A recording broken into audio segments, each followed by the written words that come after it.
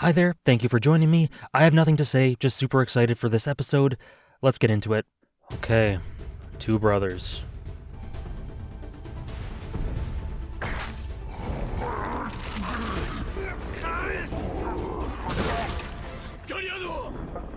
Ooh, brutal.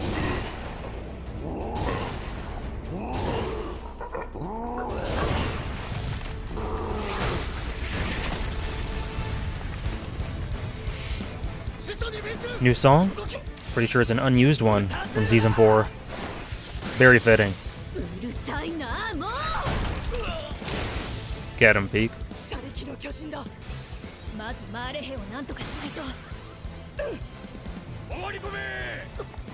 It's so frenetic and frantic. I love the pacing here. It's so chaotic.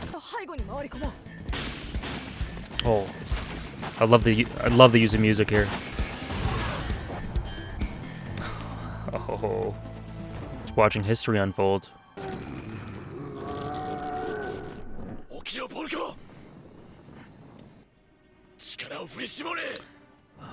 These illustrations are brutal. And he finally learns. Oh. Whoa. The emotion in his face.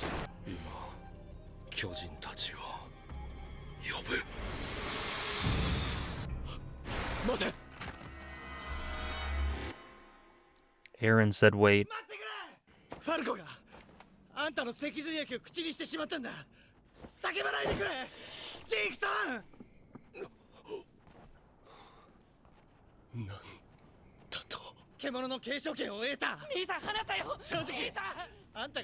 Just wants him to let. Oh, the look on Zeke's face.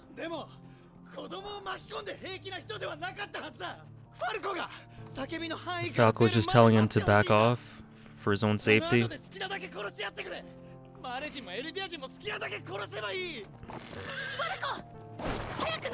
Oh my god. Oh, he's just telling them all to stay back.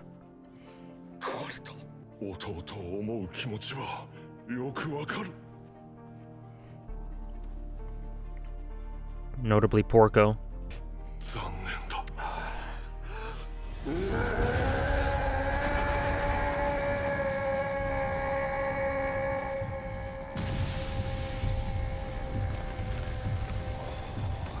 Oh my god.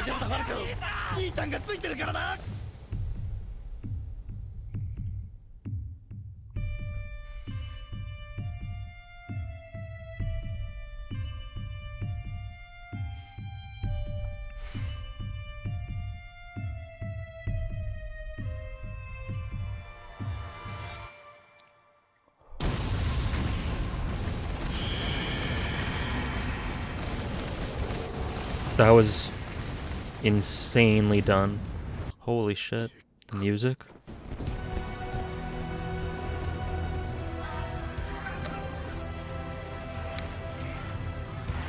Appropriate use of this song too. God. How harrowing. Holy shit. And Zeke's eyes shadowed over.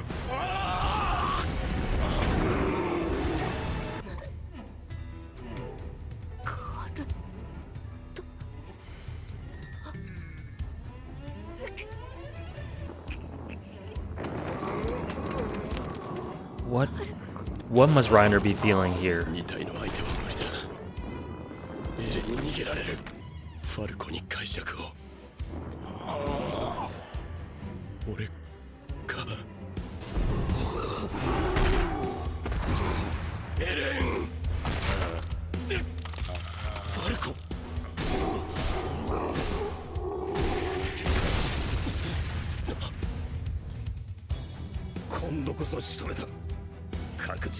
Oh my god, the music so far this episode is holy shit, spot on.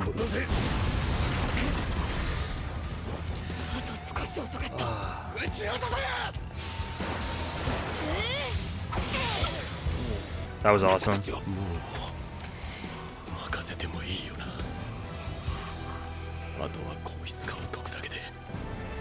Oh. god. 鎧を引き継ぐのはファルコだ。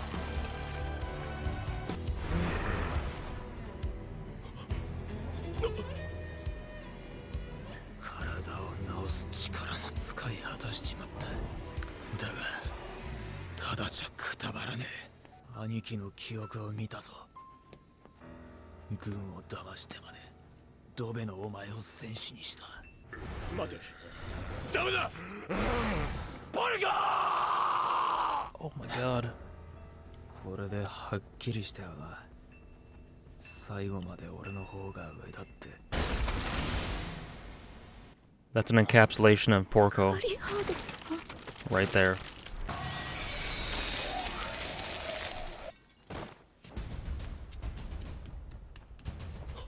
まさか。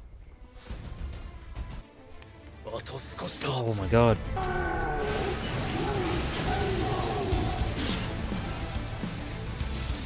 They're knocking it out of the park right now. Holy shit.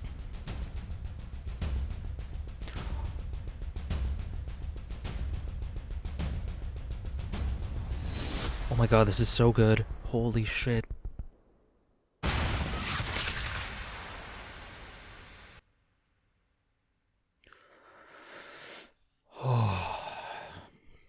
Oh my god. Sorry if I'm not talking too much, but so they're going a little bit further back. そう思ったのか。いいや、親父は間違っている。そしてその親父に育てられた俺も間違いだった。この世に生まれないこと、これ以上の救済はない。俺はやる。俺の手で巨人が支配した2000年の歴史にケリをつける。 Music to Zeke's ears. そうだろう、兄さん。 Essentially the connection and validation he's been looking for his entire life. Well, Cassava gave it to him, but from a brother. 必ずみんなを救ってあげよ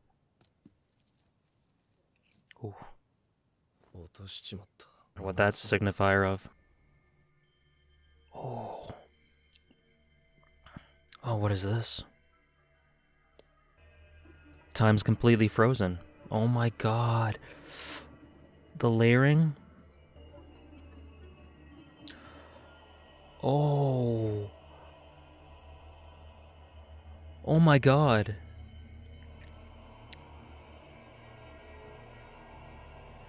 That is so well done.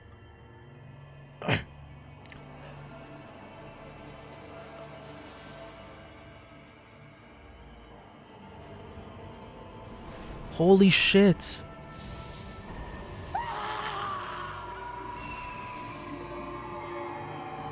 The key.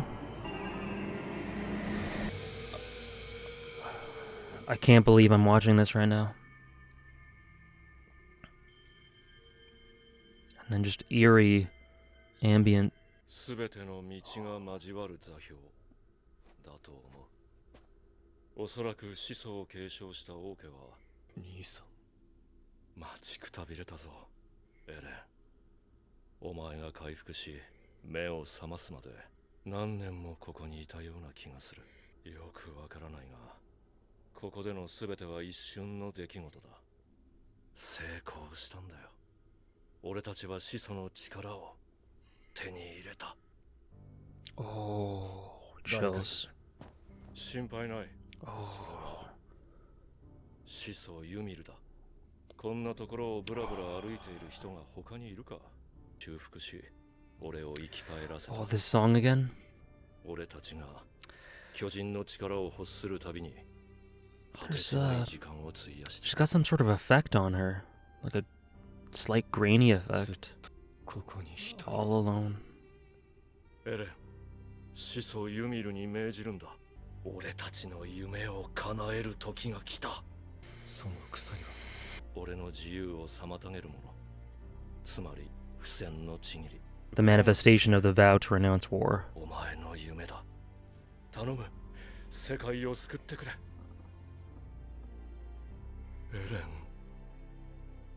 すべてのエルディア人を安楽死させる。こんなふざけた計画、俺は到底受け入れられない。悪いが兄さん、俺はここに来るために。There it is. 俺たちが繰り返してきたことがずっと続く。なぜだエレン、答えてくれ。俺がこの世に生まれたからだ。始祖ユミ。Oh my god. 俺に力を貸してくれ。やっぱりかよ、エレン。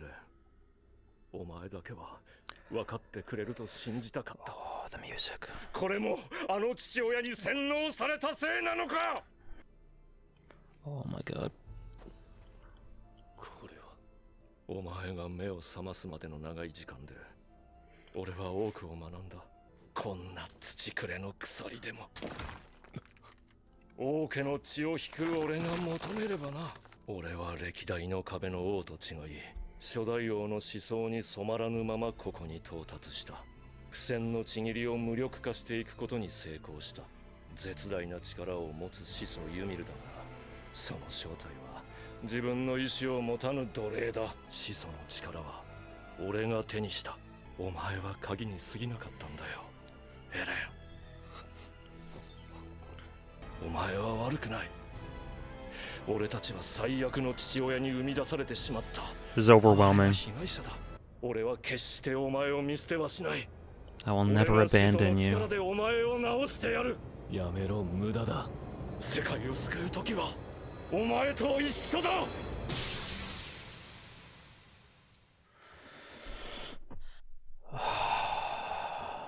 Holy shit. I'm sorry. I don't think I talked much at all during that reaction. I'm sorry about that. That was completely overwhelming, completely monumental. I got overly emotional multiple times. I teared up multiple times. I think my jaw hit the ground multiple times. Use of music, perfect. It accentuated and adapted so many scenes in a really creative way that just conveyed the weight of the occasion. And oh my god, I don't know. I don't know where to start with this one. But that was no doubt one of the best Attack on Titan episodes I've seen ever. Something I've been looking forward to for years to be adapted, and I'm not disappointed, to say the least. Oh boy. So let me just start off with the most boring part of this discussion, and that is that this episode covered Chapter 119, and about 2/3 to 3/4 of Chapter 120. So a much faster pace to contrast the slower tone of the first two episodes of this season. And I definitely think that was the right approach, as I'll get into in a second. But yeah, so long story short, I'm glad I can finally show this on screen without it being a spoiler. This episode covered 119 and most of 120. And it was pretty much directly 1-to-1, as far as I know. Okay, that aside, where do I even start? That was phenomenal. That was incredible. It was surreal for me to see this adapted to screen. I've been waiting for this to be adapted for years now, and to finally see it is kind of a dream in and of itself. It doesn't feel quite real. And I know that's a very nerdy thing to say, so just bear with me, but that's just how it feels. And not only the fact that it's reality that it's been adapted, but that it's been adapted with such quality and heart and understanding is a huge joy to me. That was definitely one of my favorite episodes in this series. Perhaps, I'll have to look back on it, but perhaps top 5, maybe even higher. I don't like ranking things right off the cuff, but that's where I'd estimate it at the moment. So, like I mentioned a minute ago, the pacing was much faster. You could tell in the first two episodes they wanted to end them at a very deliberate point so that all hell could break loose in this episode and they could pace things in exactly the way they wanted. And by God, did they pace it how they wanted. The entire, up to the commercial break, was essentially a full chapter, whereas up till now, a full chapter had been taking almost an episode. Like, on average, each episode was basically a chapter and a tiny bit more, maybe. This time, it was a much more frenetic pace, which I am a huge fan of. That was a great decision to adapt things in this way, to have a much more faster, frantic pace in the first half, because all the panic going on in Shiganshina as Eren and Zeke try to touch, all the Titans turning, all the conflicts, all the fighting surrounding them, Reiner, Porco, everything. That is such a frantic, frenetic, it's so chaotic, and It's hard to capture that unless you pace it properly. And by properly, I mean it has to be done quite fast. These events have to be pretty snappy. You can't linger on them too much. And there has to be a balance between letting them happen and giving them appropriate weight, emotional and dramatic weight, because you can't just have it happen and then move on without really dwelling on it enough to convey the weight of the occasion. But at the same time, it can't be too slow because then it loses momentum and focus, and you don't get as immersed as you are supposed to be at this point in the story. Frantic is the word I keep bringing up, but that is the best way to describe the pacing here, as things just ramp up and all this chaos ensues, leading up to that big shot from Gabby. So yeah, the approach to pacing, terrific. And then once we got to, I'll talk about specifics in a second, but just the general approach, once we got into the paths dimension, the tone was so surreal and ethereal and great. It just felt so foreign a location. The color palette, the tone, some of the use of silence and ambient noise was brilliant. The aesthetics, which I'll get into in a bit, just every little moment in this episode was completely spot on, completely understood the weight of the source material and what should be getting conveyed to the viewer. It was just, it was near perfect. And then, like I said, I'll get into the specifics a bit more in a bit, but just the way they use these slowdowns, these static images as time would freeze in these instances. Firstly, when everyone transforms and you can see the Titan light coming out of these people. Absolutely harrowing. I'll get into that. Secondly, as everything pauses when Eren gets shot in that moment. And then thirdly, the CGI zoom in on Eren as you go through all the conflict happening. You're far away from Eren. You go a bit more, you see Mikasa Armin. You go a bit more, you see Connie Jean. You go a bit more, Gabby, Reiner. You go a bit more, you see it. It was just so creative and such a great way of emphasizing that time has stopped. These are monumental, world-changing events that have happened. And for everyone involved, it is as if time has stopped. And that is a brilliant way to portray that through direction, while not being overly artistic or, flash in the panish or too style over substance. It was the perfect mix of, I think, ambition and abstraction and artistry, but not going too far off the rails with it. And I loved it. I loved everything about it. And then once we get the flash of Eren when he gets into the path dimension, the eyes, what, oh God, unbelievable. And then all these memories and visions flashing through, and that was done in such a dynamic way as well. But I don't want to get ahead of myself. I'm just talking about the general approach overall. Basically, what I want to say is that it was executed superbly. It was excellent, all the way through. Visuals, general direction, music placement, perfect. Sound design, voice acting, everything. Absolutely everything. And I would be amiss if I didn't describe the facial animations, the expressiveness of the characters, the character acting. There was a great amount of fluid character acting here. Fluid in some cases, more static in others, but either way, the expressiveness came across very viscerally. You could just see the emotions that these characters were portraying, no matter what the situation may have been. And like I said, sometimes it was more dynamic, sometimes it was more static. But either way, the expressions were so sharp. The illustrations, again, beautiful. So let's get into the actual episode now. I think we've talked enough about the general approach. It starts off with the opening, right? That tells you that something big is going to happen. Like, there's no cold open, no intro before the opening. Here, it is the opening, and then we are getting 20 minutes straight of content. They don't want to break any of this up, except for that commercial break, I guess. But then again, they had a nice natural cliffhanger for that commercial break. So we begin, Zeke's fallen down, Eren's trying to get to him, and it's basically just a continuation from last episode. Porco tries to stop Eren completely dismantles him, and Porco is basically on the verge of death. His face is all ripped up, his body is completely destroyed, and he's not doing well. His Titan is completely pulverized. Again, a great demonstration of the brutality of these conflicts and fights. They did not hold back at all. I don't recall any censorship at all, and if there was any, it didn't impact my viewing experience at all. I didn't notice it at all. Point is, This episode was once again very brutal in the best possible way. So Porco gets destroyed. Reiner's very concerned for him. We just have a lot of skirmishes throughout Flock. Flock's attacking Peak, and Peak's fighting back. Our crew's kind of deciding what to do. Armin, Mikasa, Jean, Connie, they're trying to get to the Cart Titan. Pixis and all of his men are on the horses. Niall's there as well. They're just making their way towards them, and the goal here for our protagonists is to defend Eren in the hopes that he is not going to do what Zeke's plan is. Turns out those hopes were based in reality and based in logic, because that ended up being the case. But I'm getting a little bit ahead of myself. Point is, all this shit is happening. Don't have much to say about any of that. The explosions look great once again. We have a nice shot of Yelena, who's looking down upon everything, just observing this moment in history.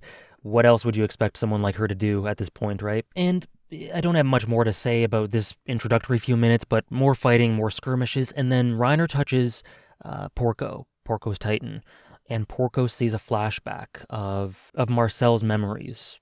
And through this, he learns what he had not known this entire time, which was that the reason behind the thing that's been bothering him most of his life, the reason that Reiner was chosen instead of him was because his brother cared for him, didn't want him to shorten his lifespan, didn't want him to be put into danger, and so he criticized him behind his back and talked up Reiner so that Reiner would become a warrior and his brother could be safe and live a long life. So he learns this through touching Reiner. This is the first time he learns about this, and it kind of recontextualizes a lot of what he's thought about Reiner, what he's thought about his life, and his attitude towards him and how he thinks about these things. It's a huge moment for him because this is a vital piece of information with regards to his feelings towards Reiner, his feelings towards his brother and Reiner, and all that sort of thing. All these events that defined his life.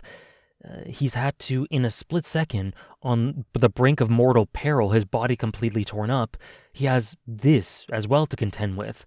So it's a lot for a person to process. The fighting ensues. We see that Zeke is still alive and able to scream if he needs to. Magath and Peak sort of note that. And then Zeke says, okay, I'm going to do it. I need to scream. We need to disrupt all of this so we can touch to Eren. So one extremely minor thing that I just want to add is that there's an important scene there where while everything's happening and Zeke is about to scream as a last resort, Eren stops him. He says, wait, and he holds his hand out and he tells him to stop and hold on. And that is something that, maybe I'm just dumb, in the manga, I never really knew who said that in that scene because the way the speech bubble is drawn doesn't make it totally clear. So I didn't know if that was Eren in the manga or if it was Colt.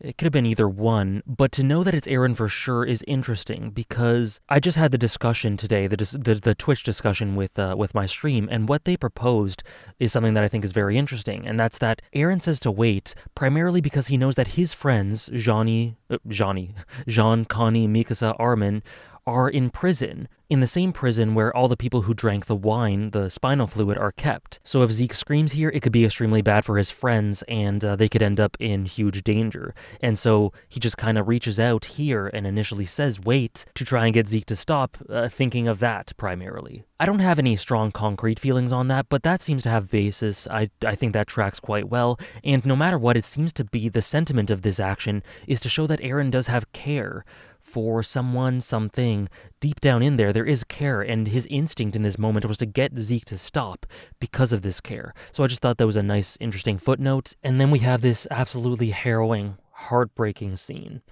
Colt absolutely begging for his brother to be spared. Just saying, if you want to unleash hell on everyone, go ahead. Just wait for Falco to be out of the range of your blast. Please just wait. You can kill as many people as you want. And, some people might criticize that and say it's kind of messed up for him to say that. In that moment, when you are facing the person who is most important... Wow. Sorry, I kind of got choked up a little.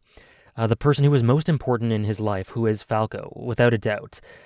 I think at this point it's very much clear that Falco is the person he cares about most in this world. When he sees the possibility of him turning into a Titan, essentially dying, that is all that matters. He will say whatever he can, he will do whatever he can, because that is his utmost priority, that is the top of his hierarchy, that is the person he cares for the most. Yeah, it's not morally righteous of him to say, to kill everyone else. He doesn't care about everyone else. But it's so human. It's so believable that someone would say that in that situation. And honestly, if I was in his situation, I'd probably have said something similar. I would have done whatever I could to have saved my dearest loved one. And Zeke, this whole time, there's a great shot of him in Beast Titan form looking with such expressive concern in his eyes.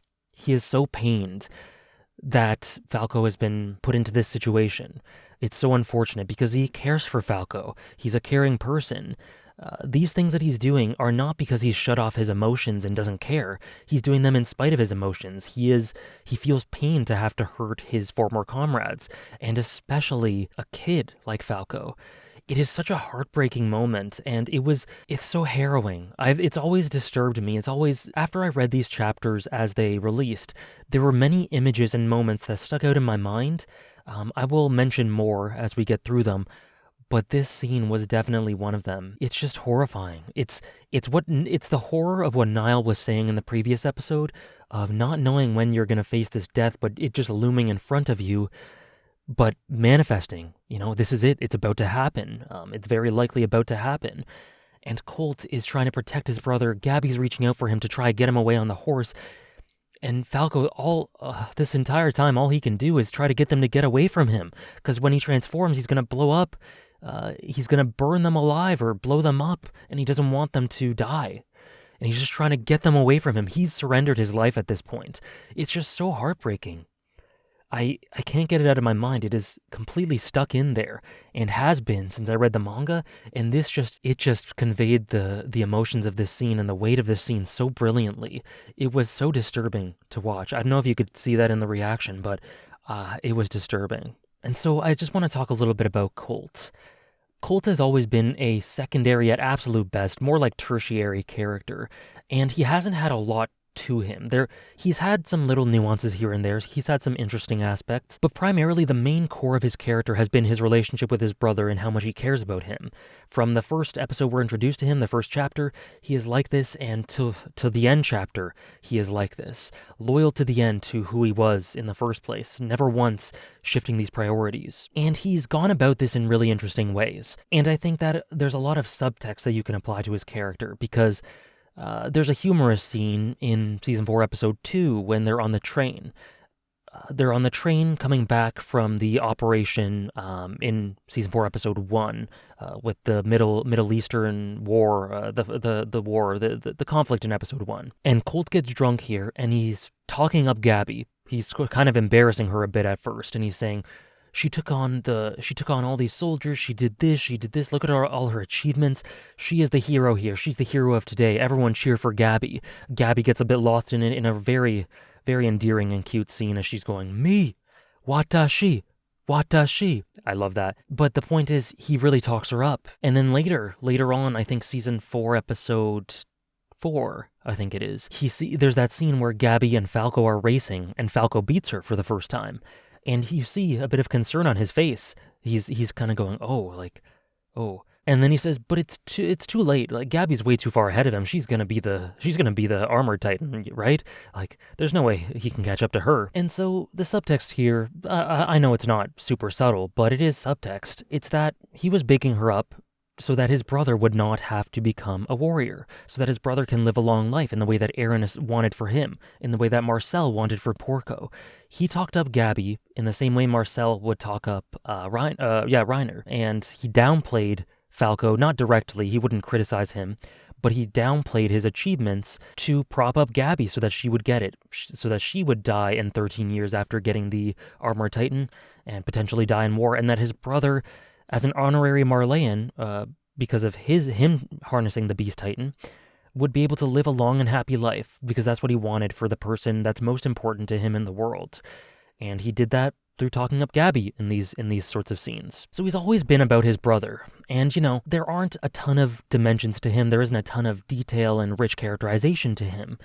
But in a cast this large, every character doesn't need to be completely four-dimensional and all these layers to them, and completely rich, and all these deep and complex psychologies and everything. You do need these minor characters that are minor but stand out, that are a bit more one or two dimensional, but who have very defined purposes and whose arcs and journeys can nonetheless offer you emotions and meaning and drama. That is called absolutely, because a cast would get too bloated with too many characters as rich as Aaron or Erwin or Reiner or Armin, you know? Too many characters like that, and there would just be no focus. It wouldn't be tight enough. It would be way too bloated to explore all these psychologies. The plot would be meandering, you know? So I think stories need these sorts of minor characters like Colt. And then if their arcs are carried out to an emotional conclusion, all the better. And this definitely did. Until the very end, supporting his brother, just being there for him. He could have survived if he ran away. But no, he, in the face of death, didn't want his brother to be scared at the end. He wanted to just comfort him. He didn't want him to be scared as he transformed into this monster. Even if that meant dying himself. Yeah. That Colt's death, it's always stuck with me. It enhances my appreciation for him as a character a ton. Admirable and this wonderful brother until the end. Like I said, you know, he wasn't totally deep and complex and multidimensional, but he was human. He was believable, and he was emotional and tragic, and definitely contributed to a beautiful but horrific moment. And then I should transition over to the actual Scream. Happening, getting these frozen shots of everyone in the midst of all this, these slow-mos, that moment with Falco looking at Gabby reaching out to him. Oh my god. They really nailed it. And then the slow motion or static shots of everyone in the midst of transforming, realizing what's happening. Falco realizing it. Niall realizing it. Pixis drinking at the end, realizing it, and we see his eyes. We see acceptance in there. Like, my race is run. That's it. Here we are. I think Pixis accepted what would happen to him the minute he realized that he had consumed the wine, and here he closes his eyes and accepts the inevitable. And the music that plays as these lights just flash off throughout Shiganshina as we see all these people. If I recall correctly, they used bagpipes in the music to add this really twisted, just extremely emotional, yet at the same time super messed up, super dark, distorted, disturbing bagpipe theme to really nail home how horrifying all of this was. And I have to record this in editing because as I was trying to describe it in the original discussion, I got way too choked up and couldn't really properly articulate this. But the bagpipes were key in nailing home the sheer horror of this scene. Just thinking about it, I'm choked up. That was so harrowing, disturbing, and beautiful in the way it was executed. And just the whole way it was edited together, the music, the song, it all came together so beautifully. And so the Titans are let loose, and we have a repeat of a song that was a classic Sawano track from season 1. I think it's entitled Attack on Titan, but I could be wrong. The iconic song, and very fitting. It's always been a horrifying, intense, deeply dramatic song, and what is this but a horrifying, intense, deeply dramatic moment with a bit of a different complexion to it due to the context, but nonetheless those same feelings. Great song choice here to convey this, bring it full circle in a way, and just bring this intensity and emotion. And then we have Reiner, absolutely horrified. We have Zeke, great shot of the Beast Titan looking down, eyes shadowed over, clearly portraying how horrified he is at what he just had to do, but nonetheless steeled. His resolve is steeled. He has his conviction. This is his path, and he has to continue down it. And so he commands Falco to attack Reiner to stop him from preventing Eren from getting to Zeke. Awful, awful moment for Reiner as he's attacked by the boy who essentially is his primary reason for living. Him and Gabby, basically. The main reason he decided that he had to live and continue to fight was to fight for a better world for these two. And now, in front of his eyes, one of the people he cares for most in this world, half of the reason he's living, has turned into this monster and is attacking him. And he is confronted with the idea that he very well might have to end Falco's life. This person who he wanted to fight for a future for. Just your heart goes out to Reiner so much here, because this is just cruelly tragic on him as he comes to grips with the idea, I have to stop Eren, but to do so, I might have to kill Falco. Is this where his life ends, at my hands? Like, what the hell kind of sick joke is that? Gabby wakes up, sees Colt's remains. In the midst of the struggle between Reiner and Falco and Eren, Peak and Magath shoot Zeke. They seem to destroy him. They seem to kill him as they get the nape. And the Beast Titan is, wearing away. It's dissipating. And so in this moment, Reiner thinks, is this it? Is my role fulfilled? Eren can't do it anymore. So can I just die here? Can Falco eat me? I fulfill my role. I save him, at least for 13 years. And that's it. I sacrifice myself for Falco. And in this moment, he kind of gives up. Again, very sad to see him in this state, but in this very conflicting moment, just lots of great material for Reiner in this episode, by the way, and so much emotion portrayed through the illustrations again. In this moment, he's ready. He's ready for this. He accepts it. But Porco has other ideas. And here we come to the second moment that has stuck in my mind since I read it and was again accentuated through this adaptation in a brilliant way. Another super disturbing and less disturbing than the Colt stuff, but still nonetheless so impactful, such an impactful character moment. Porco's essential last stand, lasting impact on the story here. Sorry, before that, forgot one little bit. During this whole thing, during everything that's happening, we get interlaced with scenes of Armin and Mikasa and Connie and Jean fighting off everyone who's trying to stop Eren. So they fight off Peak, and you can see a great bit of conflict in Armin's eyes. He, again, a common theme of this episode, the resolve to do this, but again, hesitation, or not hesitation, because he's not hesitating, because he is resolved. But within that conviction, there is feelings of uncertainty, because how can you not feel completely uncertain in moments like these? But yeah, it's greatly reflected in this expression on Armin's face, and there's a lovely dynamic scene. Lots of great little fluid set pieces of the scouts on the ODM gear, very fluid and dynamic. There's great ones of Flock, and there's another great one of Mikasa taking down two guys. Really, really cool dynamic shot. But then after this, we do get to Porco. So Porco has always been someone who's been defined by a few things, 3 or 4 things. He has a bit more to him than Colt did, but was similar to him in that he was a side character, a more minor character in comparison to one of the bigger players in the story, just to flesh things out and contribute in a more minimalistic way. Porco's been defined by resentment and an inferiority complex towards Reiner for who knows how long. He's held this sort of rage towards him, or not rage, I think that's a bit too strong a word, but resentment, bitterness, pettiness towards Reiner for forever. When they were kids, he'd bully him for just not being as good as anyone else, and then when that kid ended up getting the warrior spot ahead of him, he didn't understand. It turned his whole life around, and he began festering this inferiority complex, and he just didn't understand, and he disliked Reiner as a result of it. He also disliked that he came back from Paradis as the sole survivor and that his brother died, without knowing why he wasn't chosen in the first place.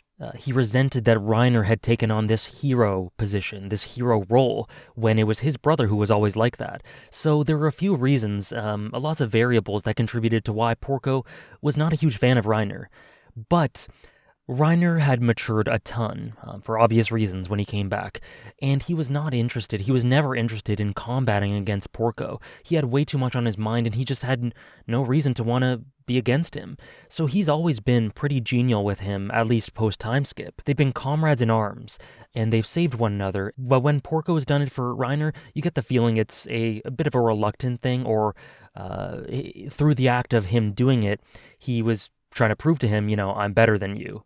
I'm better than you, I've deserved this from the start, etc. But eventually, Reiner gained his respect, primarily through saving him from Eren, through transforming, getting into a fight with Eren, and then grabbing Porco, and stopping him from getting eaten. So after that, there's a scene where Porco wakes Reiner up after he's been in a mini coma or whatever, and he hands him a drink, and it's a warm gesture. It's a more welcoming gesture than he's ever had towards him, and you get the feeling that this was a turning point for them. Whereas that bitterness, that resentment is not going to go away completely, but he can call him a grudging comrade. He can welcome him as maybe not a friend, but yeah, like a comrade. And he can embrace that relationship, that comrade relationship, whereas before it was a reluctant one. But that bitterness never left. He still held that close to his heart, and it's hard to let go of those sorts of things. So he still felt it towards Reiner.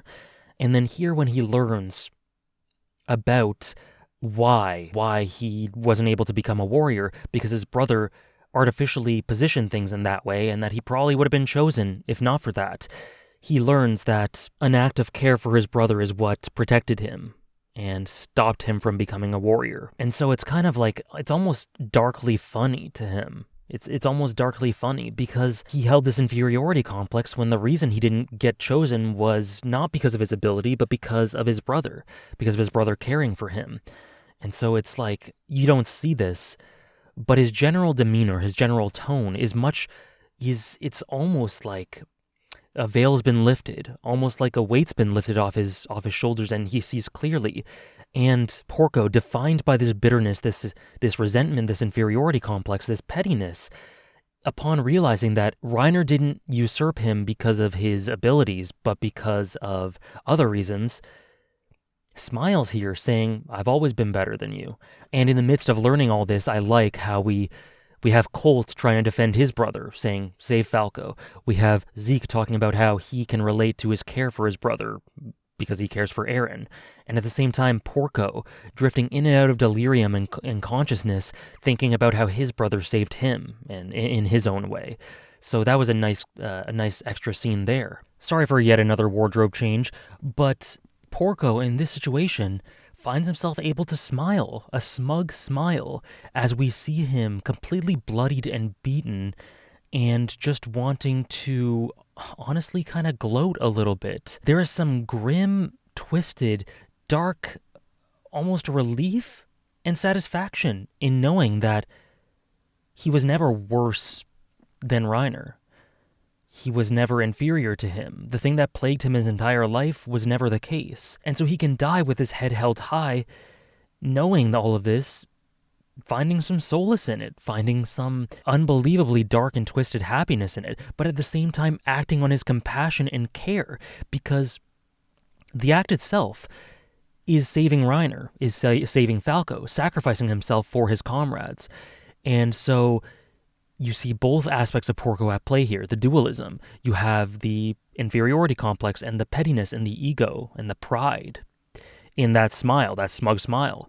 But then you also have the compassion and the care and the respect for Reiner and Falco and for the cause and being able to sacrifice himself for it. So all these variables are a huge part of this sacrifice, and the lasting impact it leaves is so immense. I've never seen any character in fiction ever go out quite like that, with that sort of satisfaction and relief, having learned these facts right before they die.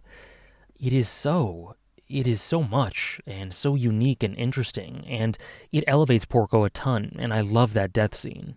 And what's very important is that there are tears in his eyes. He's not just gloating and smiling and saying, "I've always been better than you," as if the act of sacrificing himself wasn't enough. We see tears here to show this dualism.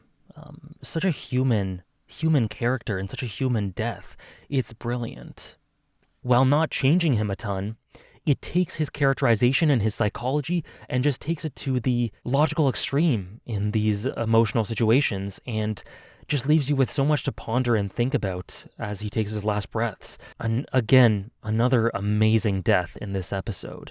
Colt one, him another, and this has stuck with me since I first read it for sure. Like he said, he's not going to die for nothing. It's going to be contributory to the cause. He's going to be in control of his death, of what he dies for and how he dies.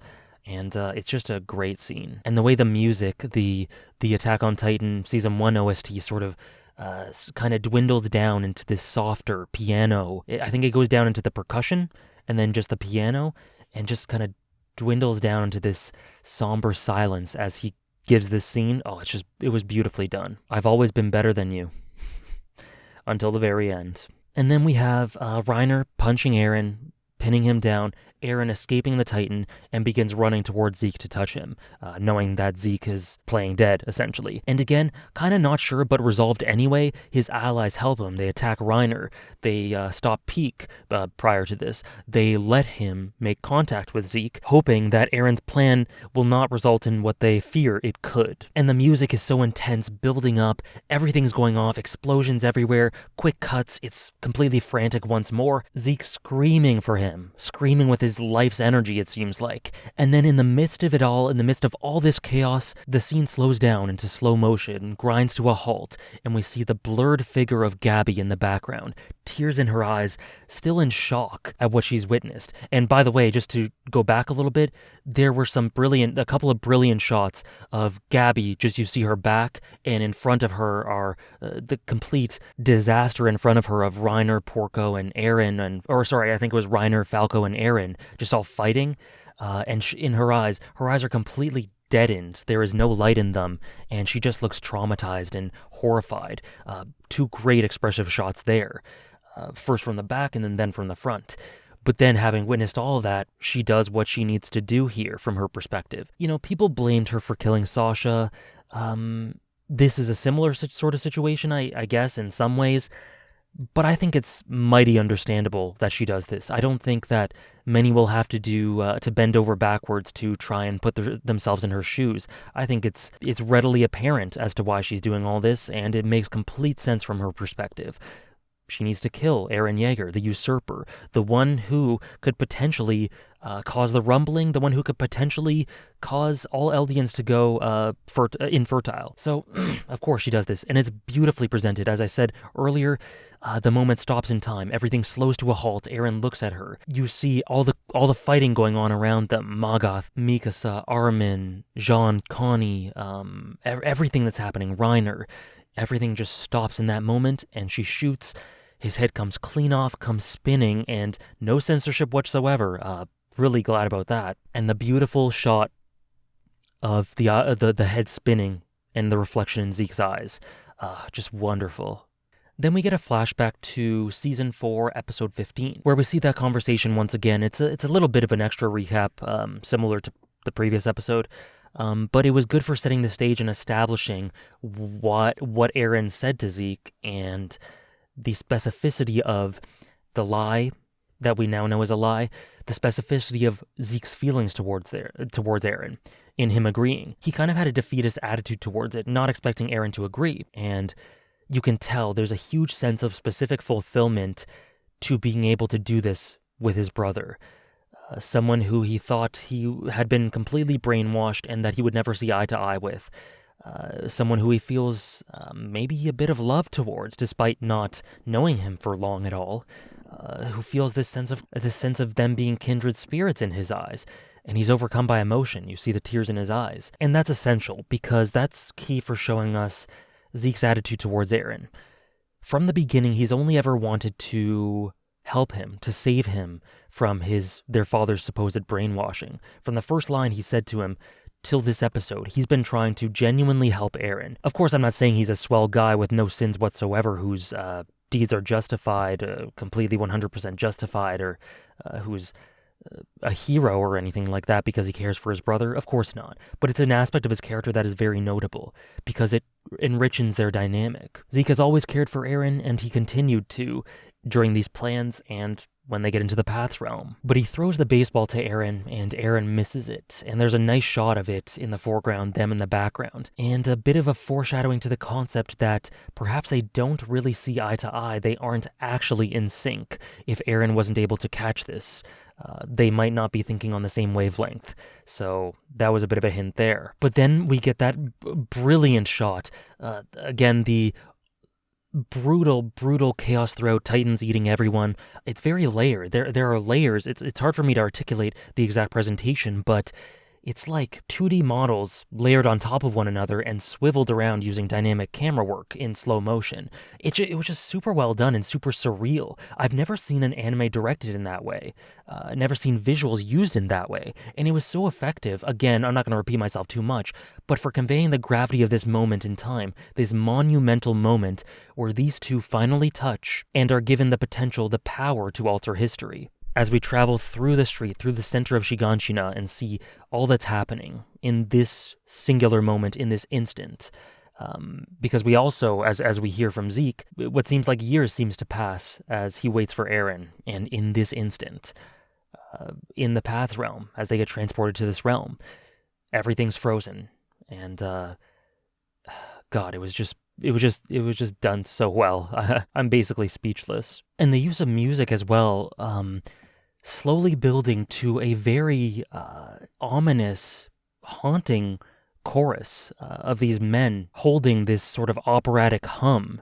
Very kind of scary, very evocative of extremely negative feelings as it ultimately culminates into this scene where Zeke grabs Eren's head. And then so it culminates there, but the music continues to flow with this sort of otherworldly, ominous, very odd feeling to it into the scene where Eren, in front of his beautifully animated eyes, sees all these memories, some of them his, some of them not his.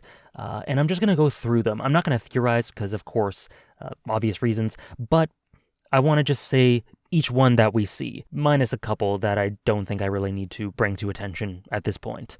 But the vast majority of them, I'll mention here. So first we get a shot of a young Mikasa looking at Eren. We then see that amazing eye shot that everyone's going to use in their mosaics from now on. We see a shot of Reiner when he was pulling Eren up and inspiring him and saying, you got to move forward. We see a shot of Faye, Grisha's sister, as Grisha's leading her by the hand into these restricted areas that they shouldn't have been going into. We then have a glimpse of Frida Rice. That shot of her looking in the mirror while brushing her hair that Eren sees through in Season 3, Part 2, Episode 8, maybe? 8 or 9? Either way, you know what I'm talking about. It's the scene of Frida Rice looking in the mirror, brushing her hair, and that Eren was seeing himself through in that moment. Just a quick splice of that scene. Then we see Reiner begging to Eren, saying, "Kill me," or like, "I deserve to die. I shouldn't be living anymore." During the declaration of war, we then see cute, adorable Armin, adorable little idealistic boy Armin, leading Eren somewhere, maybe to teach him, to tell him about these wonders of the world outside the walls. Could be very indicative of something. We then see an image of the Rice family before Grisha has seemingly killed them. So that's from Grisha's point of view. We then see a quick image of Levi, quick image of Connie and Sasha fighting from years ago, just play fighting. Quick image of Falco, and then what seems to be like a Marleyan official. I think that might be Eren Kruger. I think it's probably Kruger, but I could be wrong. Either way. Then we see an image of Bertolt as the Colossal Titan. We see a young boy, no real context for that. And we see Grisha screaming out in pain or sorrow or something. We then see a bird flying into the sunset, a key dangling as a transitional piece for the scene, which is really, really lovely touch. The key being the basement key, obviously. And we see, I think, a splice of Historia, some other stuff, and then we center on who we now know is the founder, Amir, who then gets drenched in light. And it culminates, we see this, what looks like a tree of light, where all these paths converge, that's coming down, and we see Eren looking at it in an immediately iconic shot. He sees Zeke behind him, visibly aged. Those years I just mentioned before have clearly taken a toll on him, though he is in the best shape I've ever seen him, so he might have been working out or something. I'm not sure about that, but very deep blues, purples, some greens, very mystical aesthetic to this place, very foreign, which is extremely necessary for this scene. And again, the sound design is so surreal and mystical and strange and just off. It feels not of this world, which is through ambient noise that's not entirely easy to achieve, but they did it through just soft music, building music later on, and just ambient sound design. Just really well done in conjunction with the visuals. And we learn that this is the realm where this girl seemingly sculpts titans, where titans are come from, where she saved Zeke. It all comes back to this realm. This is a infinite sandbox of sorts, where everything converges, everything begins. This is the root, and all Eldians intersect here. And then we get a great shot of Eren's face, and the camera pans outwards, and we see the shadow of Amir walking towards them. Something that I really noticed about Amir's visual design is that Zeke and Eren are just regular character models here, but Emir in particular, I'll try to flash some images on screen.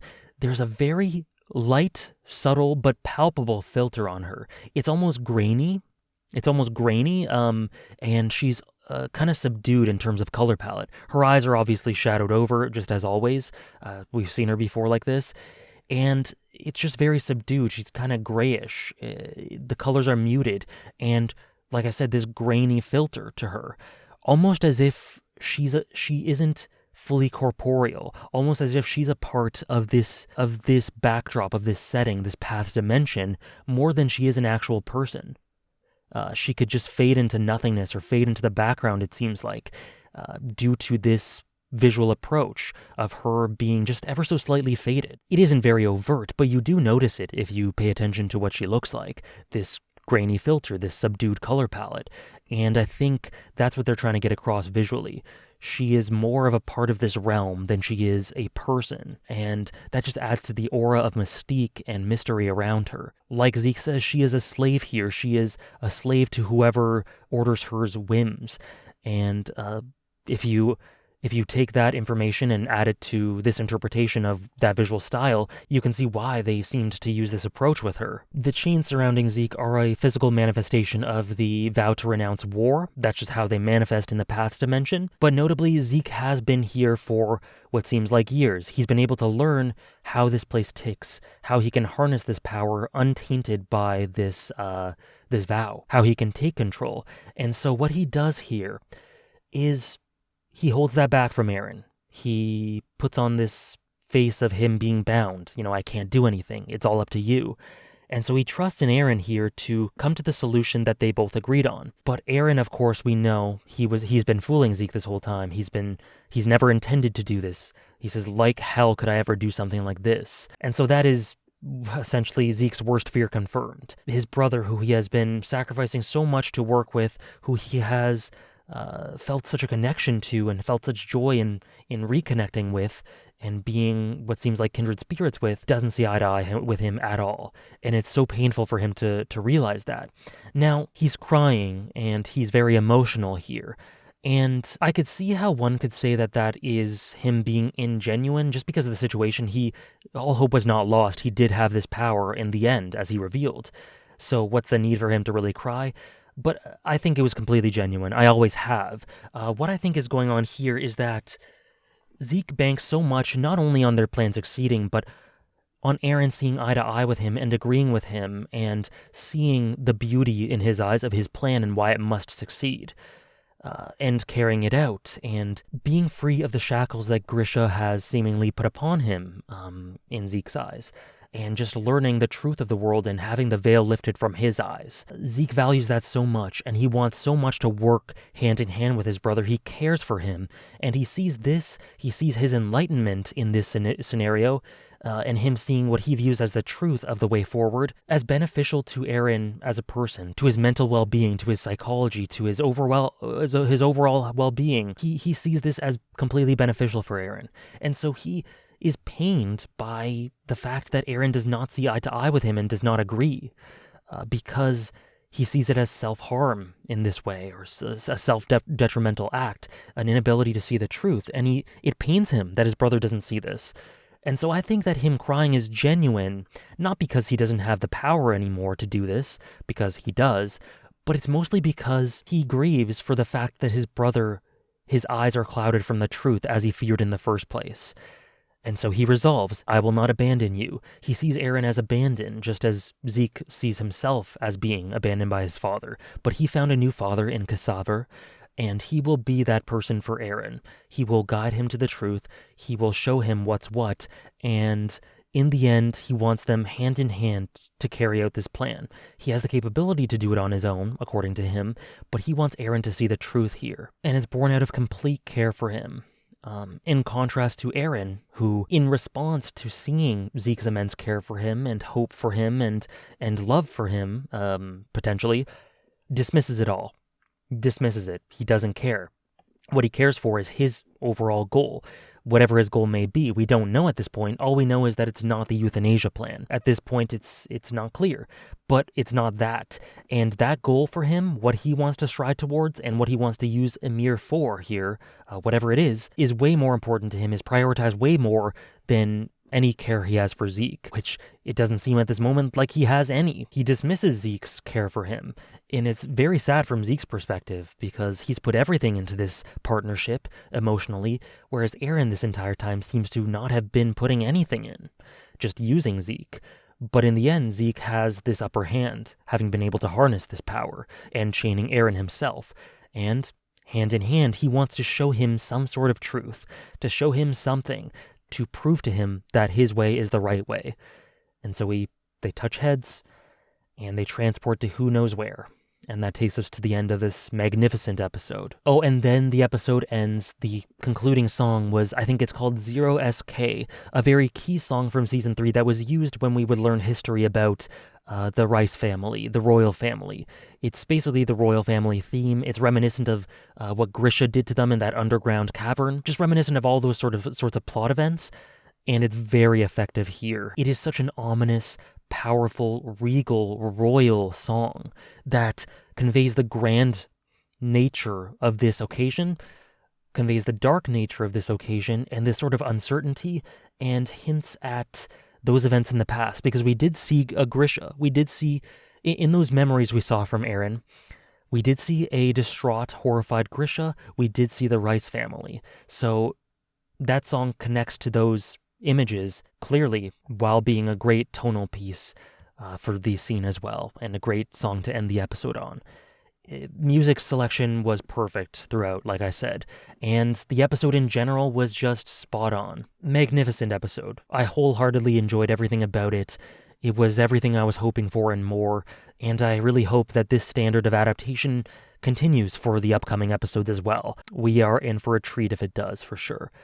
Thank you so much for listening to my thoughts on this discussion. Once again, every week on my Twitch channel, we do a discussion of the episode on the Sunday, on the Monday morning around 9:30 a.m. Eastern Time. So if you're interested in joining in those discussions, where we talk about the storytelling, the direction, with no spoilers at all for future events, yeah, you're welcome to join and discuss things with us, and it should be a fun time if you're interested. If you do want access to the next episode, or perhaps the next 2 episodes at this moment, you can get them. They are now currently available on my Patreon, as long as this video is uploaded publicly to YouTube. So yeah, for the different tiers, you can get early access to the next episode reactions. But that's about all I got. With all that in mind, oh boy, what an amazing episode. Many thanks for watching.